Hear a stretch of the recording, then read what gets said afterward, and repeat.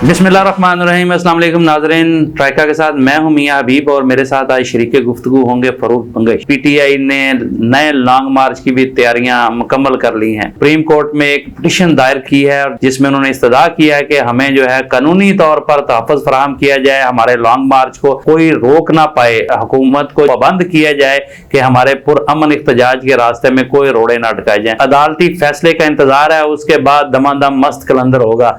और अगर अदालत की जानिब से कोई ऐसा फैसला आ गया जिसके जरिए से पीटीआई को इख्तिजाज से रोका गया तो फिर क्या मामला होगा। आज एक और बड़ा अहम फैसला हुआ है। अदालत छोटी है लेकिन फैसला बहुत बड़ा है। लाहौर के एक एडिशनल सेशन जज ने वजीर दाखिला राना सनाउल्लाह के खिलाफ मुकदमा दर्ज करने का हुक्म दिया और इसमें जो इस्तदा की गई थी वो एक वकील साहब की तरफ से दायर की गई थी, जिसमें उन्होंने कहा था कि राना सनाउल्लाह की इमा पर पुलिस ने वकला पर बेईमाना तशद्दुद किया और इसके नतीजे में जो है अदालत ने हुक्म जारी कर दिया है कि वजीर दाखिला के खिलाफ कानून के मुताबिक कार्रवाई की जाए।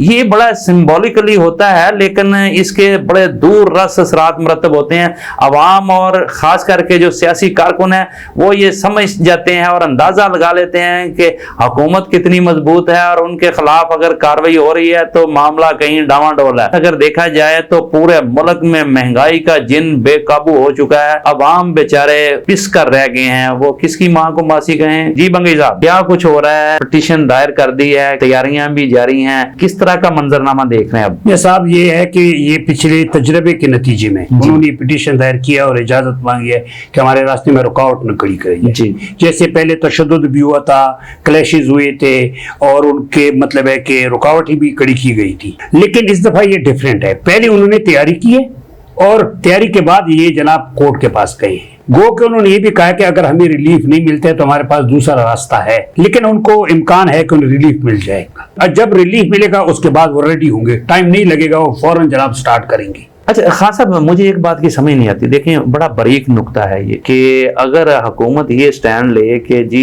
ये हुकूमत टॉपल करने के लिए एहतजाज कर रहे हैं तो क्या इसके बावजूद अदालत इजाजत दे देगी कि आप जाएं और एहतजाज करें और हुकूमत जाती है तो जाए?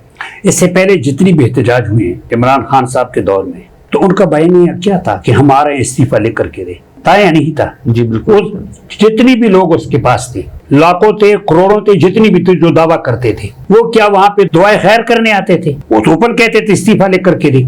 ये तो अपना एहतजाज रिकॉर्ड करने जा रहा है और इसका एक वन पॉइंट एजेंडा है फ्रेश इंतखाबात, जो कोई भी कर सकता है।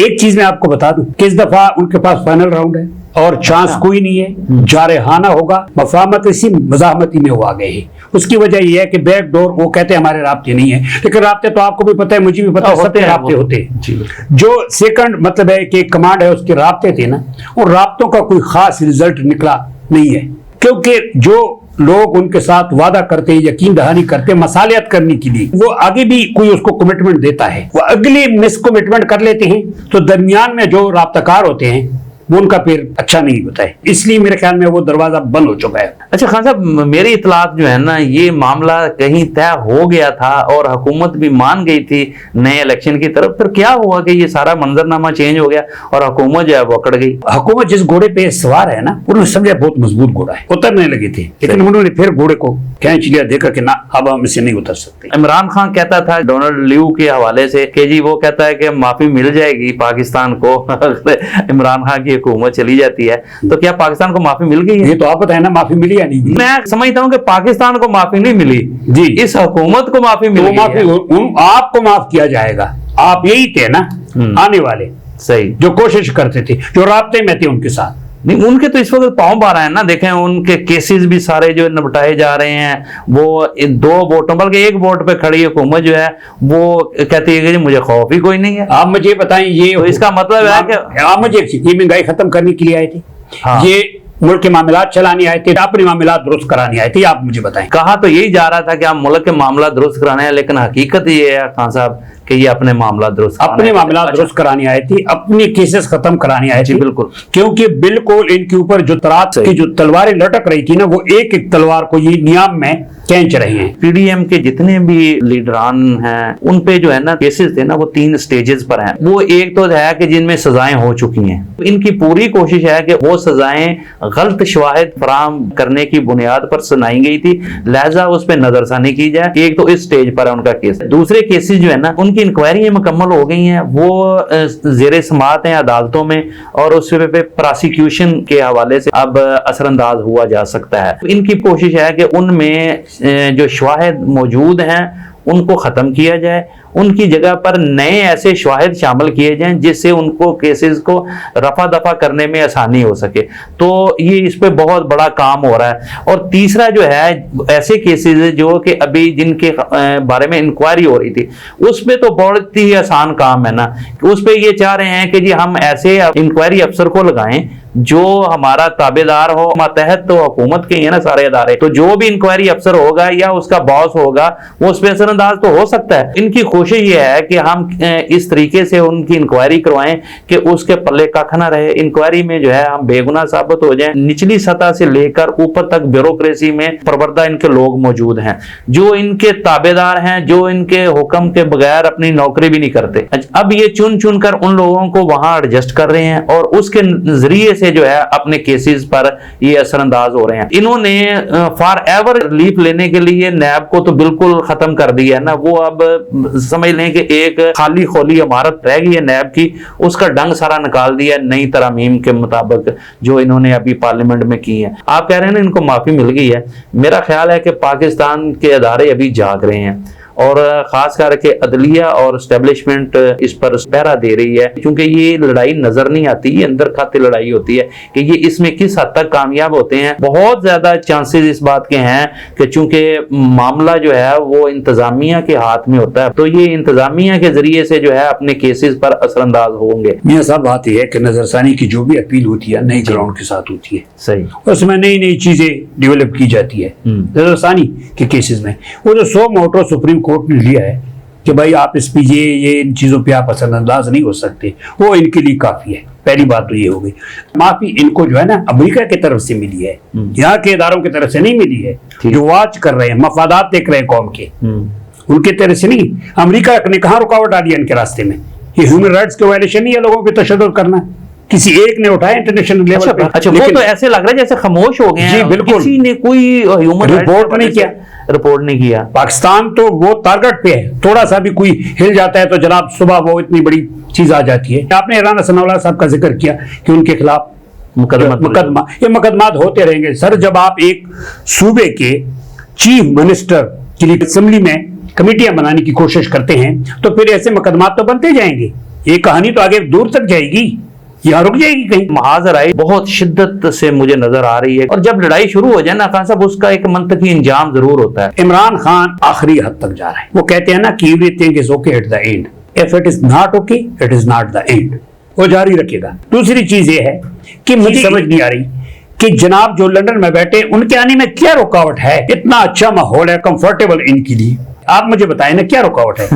لوگوں کے بھی ذہن میں یہ تھا اور سمجھا بھی یہ جا رہا تھا کہ جو ہی شہباز شریف کی گورنمنٹ آئے گی اور اگلی فلائٹ پکڑیں گے اور میاں نواز شریف صاحب جو ہے پاکستان آ جائیں گے. اصل خبر بتانی آپ نے, کیونکہ آپ نے مسلم لیگ کی بیٹ کی ہے, آپ کے بڑے اچھے رابطے رہے ہیں شروع میں بھی. اصل خبر مجھے آپ سے چاہیے آج, آپ بتائیں. خان صاحب اصل خبر تو یہ ہے, پھر آپ سن لیں اور ناظرین کے لیے بھی ہے, کہ اس وقت نواز شریف اور شہباز شریف ایک پیج پر نہیں ہیں. میاں شہباز شریف جو کہ وزیر اعظم ہیں اس ملک کے, انہوں نے اپنے بھائی کو صاف انکار کر دیا ہے. انہوں نے کہا ہے کہ میں یہ آپ کا وزن نہیں اٹھا سکتا, پاکستان میں آپ اگر آئیں گے تو میرے لیے اور زیادہ پریشانی کا باعث بنیں گے, میرے معاملات اور زیادہ خراب ہو سکتے ہیں, میں پہلے ہی یہاں بہت انگیج ہوں, مجھے کوئی فری ہینڈ نہیں ملا. معذرت جب کی ہے وہ ان کو جان بوجھ کر کی کیا ہے یا مجبور ہے؟ اس میں 2-3 چیزیں ہیں. اس میں मजबूरी भी है और साथ साथ ख्वाहिश भी है। मजबूर ये है कि वो सारे मामलात यहाँ पार्टी भी और हुकूमती मामलात में भी वो नहीं, वो अपना कंट्रोल रखना चाहता है। यही मैं भी आपको मैं बता दूं,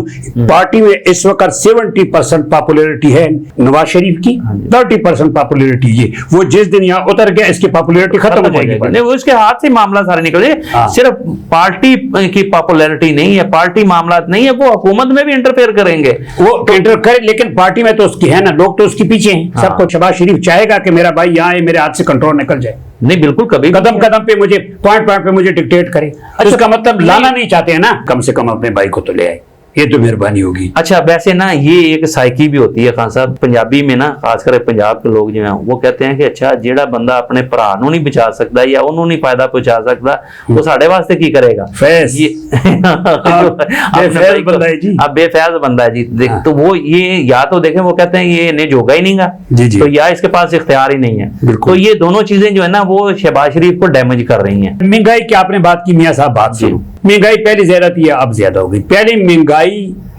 का जो जिन था ना बोतल से बाहर आया था, अब महंगाई के जिन ने बोतल को तोड़ दिया है, इस तरह प्रेशर के साथ ऊपर आया है। अब लोग क्यों नहीं बोलते? बोले ना इस पे, महंगाई पे। लोग क्या बोल रहे हैं? लोगों में सकत ही नहीं, बोलने जोगा छोड़ा ही नहीं है आपने। आप डंडे मारते हैं, बाहर को निकलता है तो कभी इधर भाग रहे, कभी उधर जा रहे। सवेरे उठने से क्या महंगाई कम हो जाएगी? आए तो ये महंगाई काबू करने थे, तो एजेंडे में तो नहीं था ना। महंगाई इनके एजेंडे में महंगाई तो इन्होंने कोई और प्रेस कर दी। कॉन्फ्रेंस उठाई जिसमें उन्होंने कहा कि जब महंगाई लेकिन इमरान इनके खान पास ने एक भी ही तो रास्ता है। उनको एंगेज किया हुआ है ना। नहीं, इनके पास एक ही रास्ता है इमरान खान का बयानिया खत्म करने का, कि शहबाज शरीफ साहब हंगामी दौरा करे रूस का, और इमरान खान ने जो मुआहदा किया था वहां से उसी मायदे के तहत तेल और गंदम ले ले, बयानिया खत्म हो जाएगा। आज 1.25 महीना से ज्यादा का वक्त गुजर चुका है। इमरान खान का बयानिया आज भी सर चढ़ के बोल रहा है और ये उसको काबू करने में नाकाम है। और बिल्कुल आपकी राय दुरुस्त है कि एक ही सूरत है, ये जाएं रशिया और वहां जाकर कहेंगे जी हमें सस्ता तेल दे दें, और इमरान खान के साथ आपने वादा किया, इमरान खान के बयानिए की सारी हवा निकल जाएगी, बिल्कुल। लेकिन ये फिर जिनकी तरफ से माफी मिली है वो क्या इन्हें सर मैंने पहले दिन कहा ये पलवान के बंदे हैं। अच्छा, और आप कहते हैं पलवान के बंदे नहीं है। देखिए पलवान का पट्टा भी इस्तेमाल करते हैं, पलवान के बंदी भी हैं। अब आगे इन्होंने अलग पलवान रखने हैं।